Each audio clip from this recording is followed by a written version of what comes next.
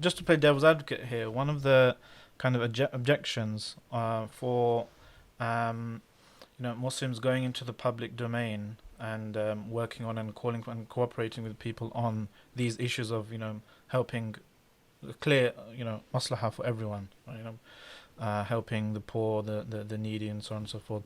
One of the criticisms, as you probably know, is you have to end up working with people who have some maybe obviously views that you disagree with, right? I mean, the extreme example, LGBT lobby and that kind of stuff, and they'll say, or the people who are trying to reform Islam and that kind of stuff based on kind of maybe white Western horizons, yeah, like liberalism and so forth.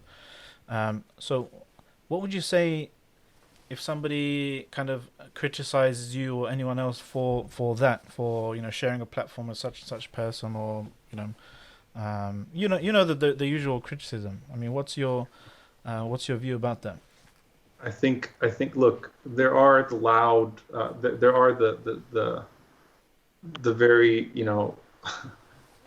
the very far criticisms that are that just accuse Muslims of seriously wrong things, and then there are the fair critics. So I want to focus on fair critics, right? So I Yeah. think it is a very fair criticism that when you go to a space, are you lending more credibility to that space, or are you bringing an Islamic presence to that space? And it's something that we have to juggle in our lives all the time. I think that the answer to that is that we need to develop frameworks, right? So, Sheikh Dawood Walid wrote the book Towards Sacred Activism. I recently actually taught a class at Qalam with the seminary students and put out the notes on Towards a Sunnah framework. I think we need to build up our framework so that we're not ambiguous, right? Yeah. I don't think that we can, actually, let me just put it this way. We cannot, not I don't think, we cannot ever support anything religiously, politically, socially, culturally that is opposed to the Qur'an and the Sunnah, not in the capacity of LGBT politics or in the capacity of CVE or surveillance or some of the others. We can't support any of that stuff, any element of it that opposes the Qur'an and the Sunnah, right? So the idea is, how do you live the Qur'an and the Sunnah in the public space? And if you're in a society, a pluralistic society, you're going to have to work with people who hold differing beliefs and differing viewpoints than you. So what that means is that I think that it's important for us to demonstrate. And this is what I'm actually writing an article right now on interfaith versus multi-faith.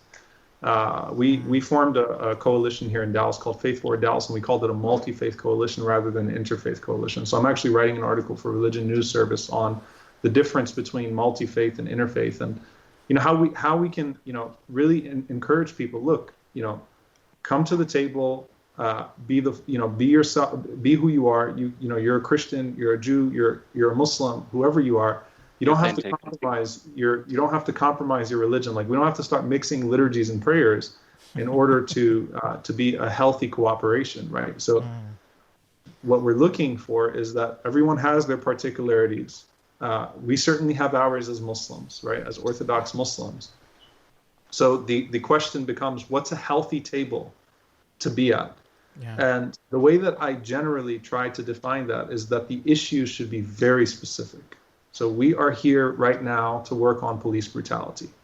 Police brutality is the issue. I'm on a task force right now, that is actually putting forth very specific demands to change policing in America. Whoever else is at that table for that issue, I'm not carrying the baggage of everything else they carry, because right now this is the issue. And so I think it's important for us to work on issues and be very specific to the issues that we're working on. That doesn't mean seeking problematic alliances. That means that there are inevitably going to be times that if you're going to be effective in society and work on these specific issues, whether it's homelessness or poverty or policing or racism or healthcare, whatever it is, right? That there are inevitably going to be people at the table that are not going to agree with you on a lot, and you're not going to agree with them on a lot. So what's important for us is stick to the issues, be unambiguous about where we stand on our own identity, and not to carry out or not to carry on the baggage of everyone else, and then to find that place of harmony and coexistence that's important, inshallah ta'ala, for us all as we're living in these societies. So we should create frameworks, and I think that's what's going to help us navigate through, and that's what we need, people who love their deen and who also want to see a place for their deen, working together to try to figure out, how do we navigate these very, very gray areas where we're inevitably going to make mistakes. How do we navigate the gray areas with a sense of love and mutual concern with one another?